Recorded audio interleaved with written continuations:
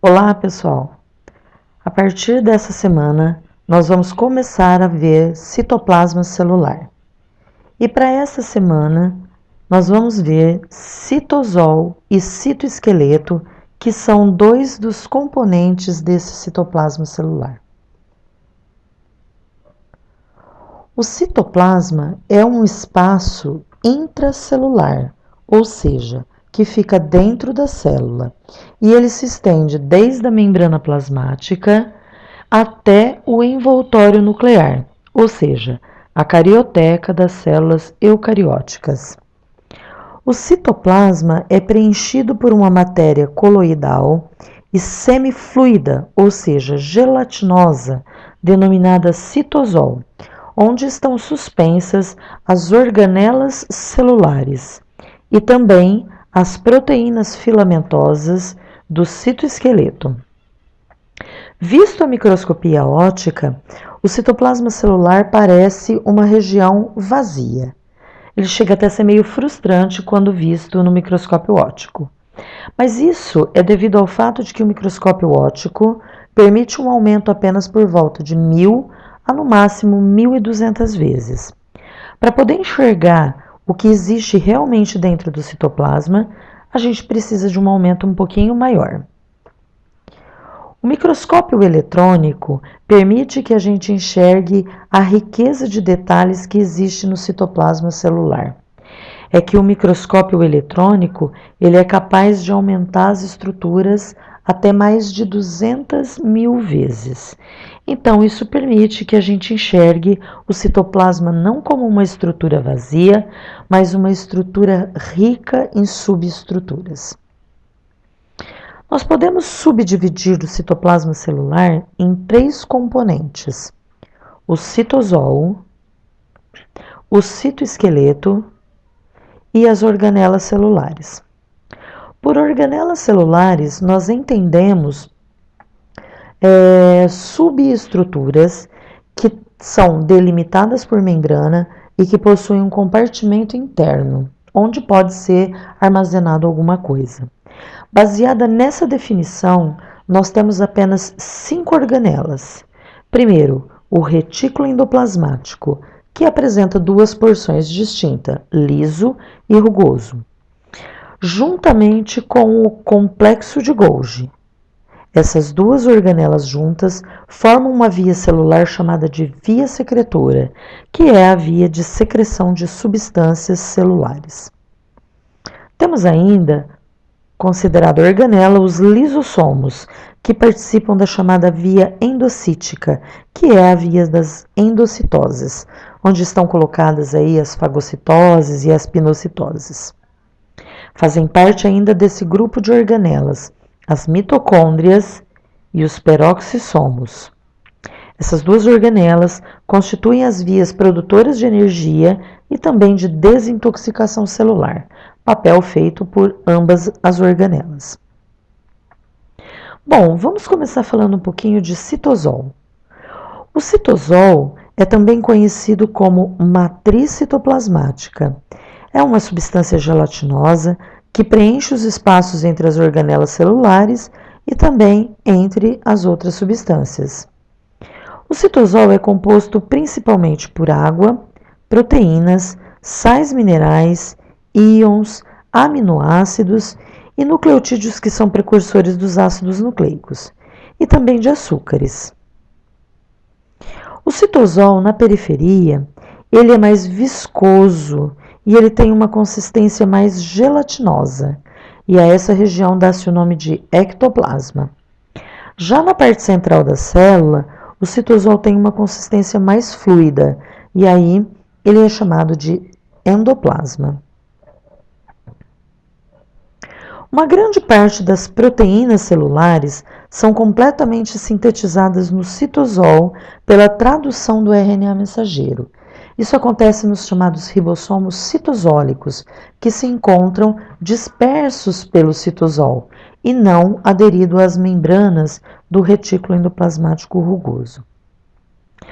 O citosol ele encontra-se constantemente em movimento, e esse movimento ele é impulsionado pela contração rítmica dos filamentos proteicos presentes no citoplasma. A esse movimento se dá o nome de ciclose. Vamos conhecer então esses filamentos proteicos capazes de impulsionar o citosol celular. Juntos, esses filamentos constituem uma estrutura chamada de citoesqueleto. Bom, o esqueleto é um órgão de sustentação do corpo, composto por ossos de diferentes tamanhos, diferentes formas, e que fornece proteção aos órgãos internos e ponto de apoio para a sustentação dos músculos.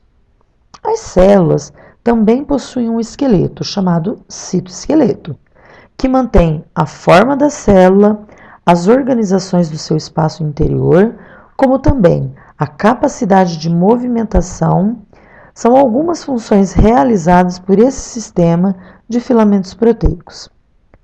O citoesqueleto é composto por 3 tipos de filamentos, e cada um possui uma característica peculiar que o diferencia uns dos outros. Vamos conhecê-lo. Bom, o citoesqueleto ele é uma complexa rede de proteínas filamentosas que se estende desde a membrana plasmática até a carioteca. E entre as suas principais funções estão a mecânica e morfogênese, ou seja, a forma da célula. Segundo, ele é responsável direto pelos movimentos celulares, sejam esses movimentos celulares os deslocamentos da célula como um todo, ou o deslocamento de apenas parte dela, como é o caso que acontece na contração muscular. O citoesqueleto é responsável ainda pelos movimentos intracelulares, ou seja, o transporte de organelas de um lado para o outro do citoplasma, e também a segregação dos cromossomos durante a mitose. O citoesqueleto é formado por 3 tipos de filamentos proteicos: os microfilamentos de actina, os filamentos intermediários e os microtúbulos. Vamos conhecer primeiro os microfilamentos de actina. Os microfilamentos de actina são estruturas formadas por 2 cadeias em espiral de monômeros globosos de actina. Por serem globosos, recebem o nome de actina G. Essas estruturas globulares, elas se juntam, são colocadas uma depois das outras e formam uma estrutura filamentosa, que, porque é filamentosa, recebe o nome de actina F. Essa actina F, ela vai ficar parecendo um filamento e se junta com outro filamento, lembrando um colarzinho de pérolas enrolado um ao redor do outro. Esse é o microfilamento de actina. Para que os microfilamentos de actina possam ser formados a partir das estruturas monoméricas, é preciso que um monômero faça adesão ao outro. Esse processo é conhecido como polimerização, e os monômeros idênticos são organizados em filamentos lineares e formam então o microfilamento de actina. A actina é uma das proteínas mais abundantes no interior celular, constitui 5% do total de proteínas celulares e são particularmente abundantes nas células musculares esqueléticas e também nas células musculares cardíacas. Os microfilamentos de actina têm esse nome por serem extremamente delgados. Eles possuem aproximadamente 8 nanômetros de espessura e formam uma hélice de moléculas de actina. Como já disse, nós temos a actina globular ou actina G, que é monomérica, ou seja, mono quer dizer 1, e à medida que ela vai polimerizando umas às outras, vão formando a actina F, que é filamentosa e que é formada por vários monômeros. Para que um filamento de actina possa ser formado, é necessário então que monômeros de actina sejam adicionados ao filamento. Esses monômeros de actina são adicionados sempre numa mesma extremidade, e essa extremidade recebe o nome então de extremidade mais. Portanto, essa extremidade mais é o local onde se depositam os novos monômeros de actina. No entanto, para que um microfilamento de actina possa transportar qualquer substância, é necessário que ele sofra um encurtamento. Para que ele possa encurtar, existe uma extremidade onde ele perde monômeros de actina. E essa extremidade é conhecida então como extremidade menos. E a extremidade menos é o local de despolimerização dos monômeros. A extremidade mais, então, é para onde o microfilamento de actina cresce, e a extremidade menos é a extremidade por onde diminui o tamanho dos microfilamentos de actina. Para que a polimerização dos monômeros de actina aconteça, é necessário ATP, energia, também íons potássio e magnésio. Os microfilamentos de actina aparecem no citoplasma de todas as células e o papel deles é ajudar no posicionamento das organelas.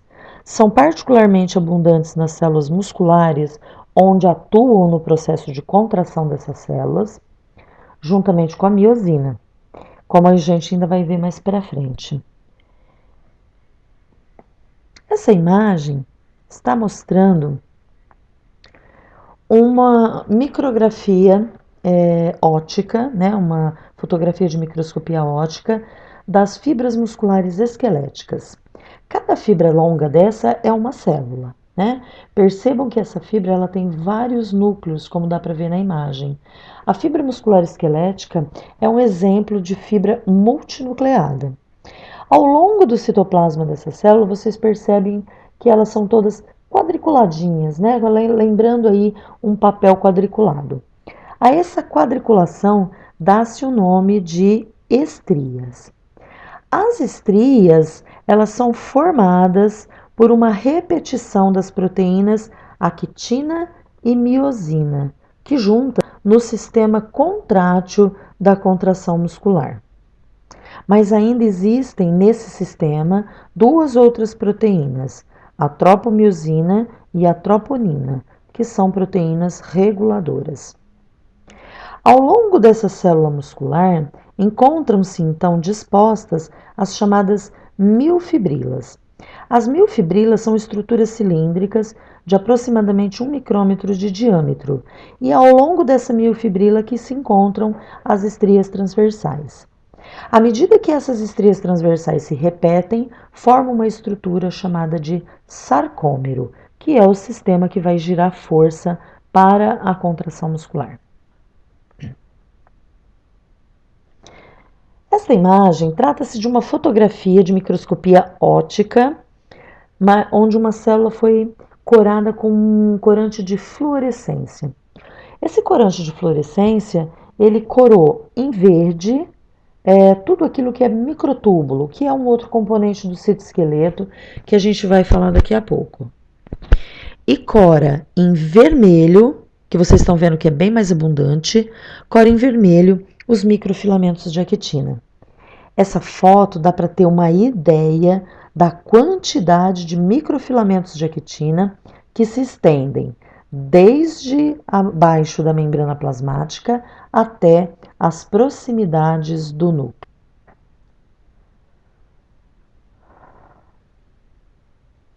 Vamos conhecer agora um outro filamento que faz parte do citoesqueleto. Trata-se dos filamentos intermediários. Ao contrário dos microfilamentos de actina, que são formados por proteínas globulares, os filamentos intermediários são formados por proteínas fibrosas, que são muito fortes e muito resistentes a estiramentos. A sua principal função é resistir à tensão mecânica. Os filamentos intermediários aparecem apenas em células de animais multicelulares, ou seja, eles não aparecem em organismos unicelulares.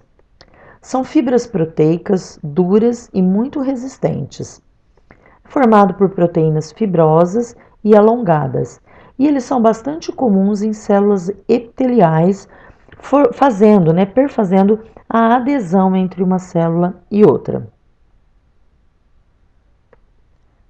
Os filamentos intermediários, como o próprio nome já diz, têm um diâmetro intermediário entre os microfilamentos de actina e os microtúbulos. Por isso, eles têm entre 8 e 10 nanômetros de espessura. São filamentos intermediários. Primeiro, os filamentos de queratina. Esses filamentos de queratina formam os cabelos, os pelos e também as unhas.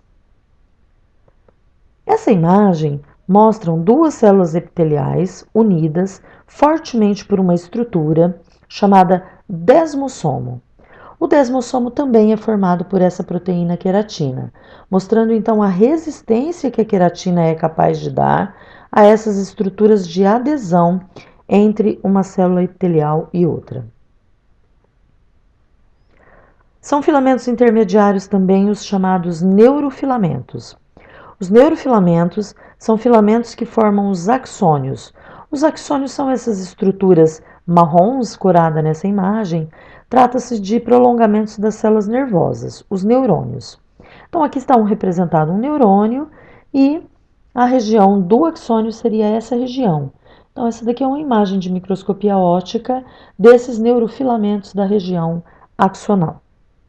Filamentos intermediários também, os chamados filamentos gliais, que estão presentes no citoplasma das células da glia, que são células de suporte do tecido nervoso. Os filamentos intermediários constituem também a chamada lâmina nuclear.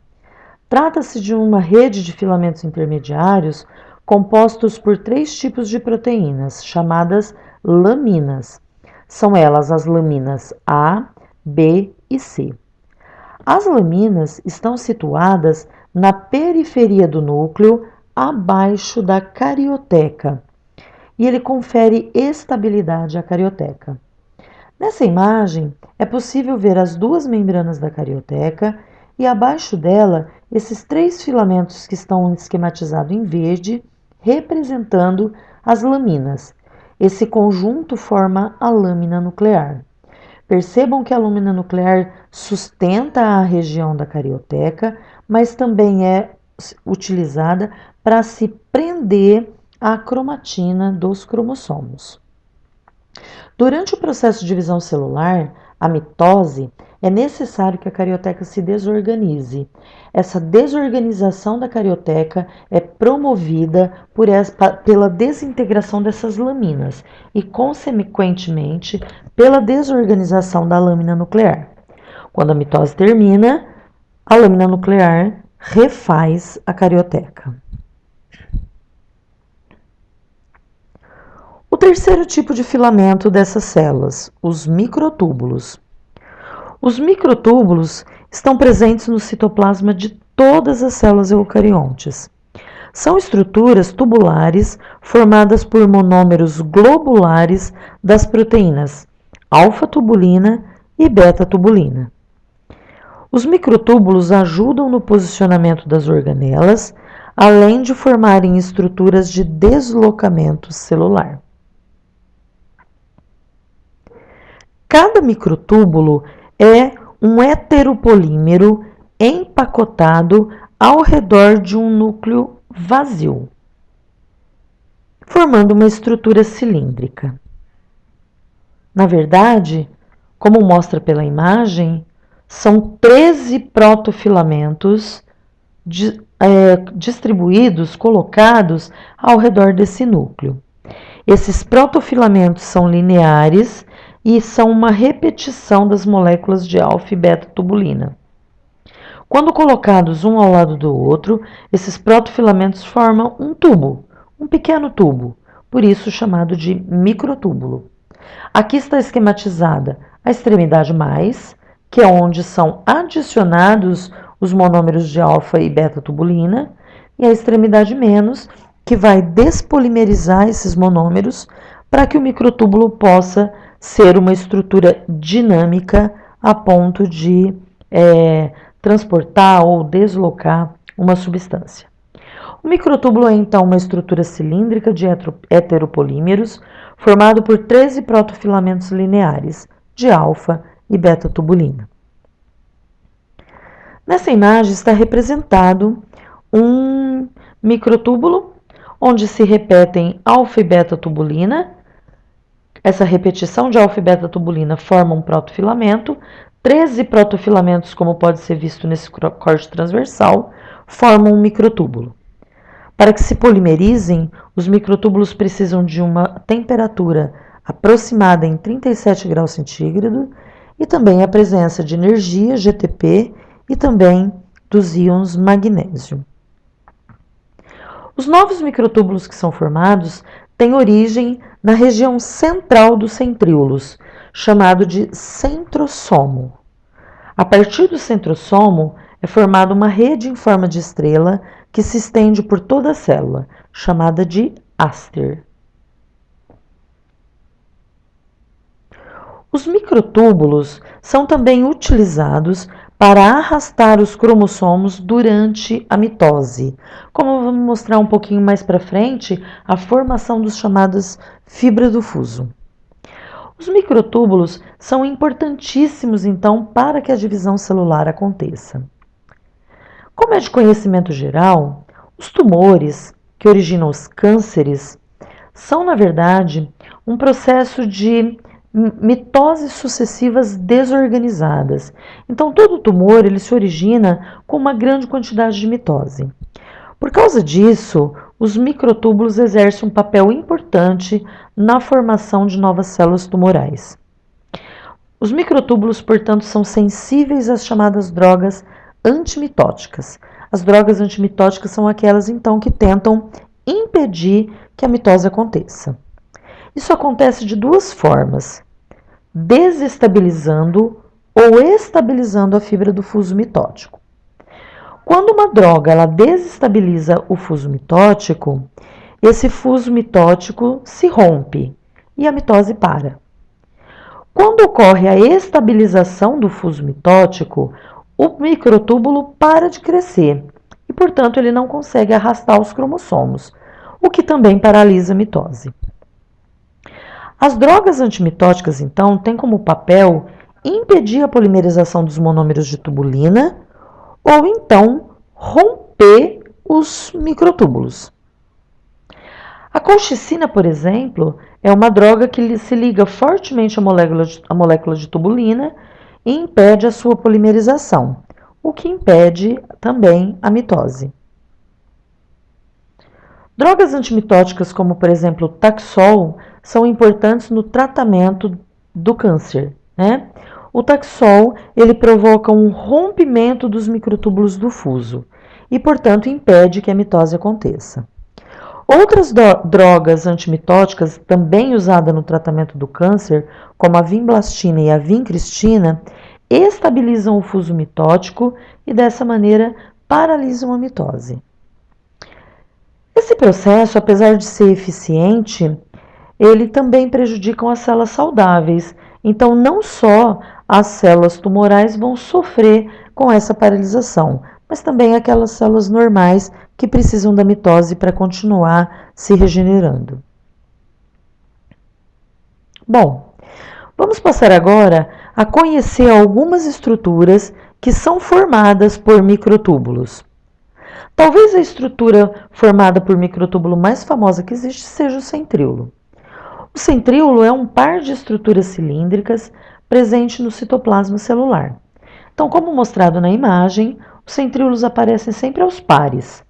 Um dos centríolos sempre está em orientação longitudinal, enquanto o outro está em orientação transversal.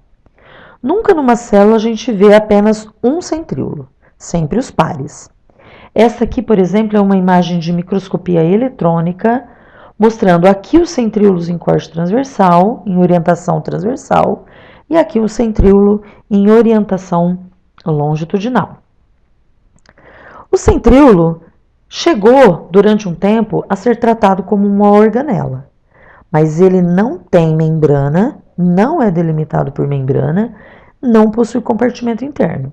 Como é formado por microtúbulos, ele é classificado hoje como uma estrutura do citoesqueleto. Os centríolos são muito importantes para que a divisão celular aconteça. É a partir dele que surge o comando para que a divisão comece a acontecer. É o centríolo também que formam as fibras do fuso durante a mitose. Outro componente do citoesqueleto formado por microtúbulos são os cílios. Os cílios são apêndices muito finos e delicados e bastante curtos, que têm capacidade de movimento a partir de ondas unidirecionais, que são movimentos coordenados em forma de chicote. Os cílios são os principais responsáveis pelo deslocamento de alguns tipos de protozoários, os chamados protozoários ciliados, como o paramécio, por exemplo, e como esse protozoário que está esquematizado aqui. Desculpa, isso é uma fotografia de microscopia óptica de um protozoário, onde nós podemos ver que ele é um ciliado, tem vários cílios, ok? No ser humano, os cílios fazem parte de uma rede de filtração de ar ao constituir parte das células do epitélio ciliado da traqueia, como está esquematizado na imagem ao lado. Se nós fizermos um corte muito pequeno, muito fino ao longo desses cílios, nós vamos ver a estrutura molecular dos cílios. Cada uma dessas estruturas esféricas representam um microtúbulo componente dos cílios. Com isso, nós podemos ver que cada cílio é formado por 9 pares de microtúbulos periféricos e um par central, fazendo um total de 20 microtúbulos para cada cílio. Aqui aquela imagem num momento um pouquinho maior, onde a gente pode visualizar com maior detalhe os cílios das células ciliadas da traqueia. Esses cílios, juntamente com a secreção do muco no sistema respiratório, possibilita agir como um filtro para reter partículas de impureza. Essa imagem trata-se de uma imagem de microscopia óptica do mesmo epitélio cilíndrico ciliado da traqueia, mostrando claramente na superfície apical das células a presença dos cílios. Um outro componente formado por microtúbulos é o flagelo. Os flagelos, ao contrário dos cílios, geralmente são únicos. E como os cílios são bastante curtinhos, o flagelo também tende a ser mais longo, mais alongado. No entanto, ele tem estrutura molecular semelhante à dos cílios. O flagelo também pode ser usado como mecanismo de deslocamento de alguns protozoários. É o caso desse protozoário da imagem, que é uma euglena, que é um flagelado. Então, ela se desloca pelo movimento do flagelo. Na espécie humana, o deslocamento da célula germinativa masculina, o espermatozoide, também se dá pelo flagelo. Essa é uma estrutura molecular de um corte transversal através do flagelo. Nós podemos perceber que a estrutura molecular do flagelo é idêntica à estrutura molecular dos cílios, ou seja, formada por 9 pares de microtúbulos periféricos e um par central. Aqui um pouco mais de perto, uma microscopia eletrônica de varredura do espermatozoide, mostrando a célula propriamente dita, e aqui o flagelo, que é o responsável pelo batimento e, consequentemente, deslocamento dessa célula até chegar no ovócito que vai ser fecundado. Esse mesmo espermatozoide pode ser observado na microscopia eletrônica de transmissão, mostrando aqui o flagelo logo abaixo da célula. E, finalmente, uma estrutura também formada por microtúbulos de extrema importância para a vida celular, as fibras do fuso. Aqui nessa imagem nós temos um par de centríolo aqui e o outro par de centríolo no polo oposto. No centro estão os cromossomos, alinhados no equador da célula, o que indica para a gente que essa célula está em metáfase, uma das fases da divisão da mitose.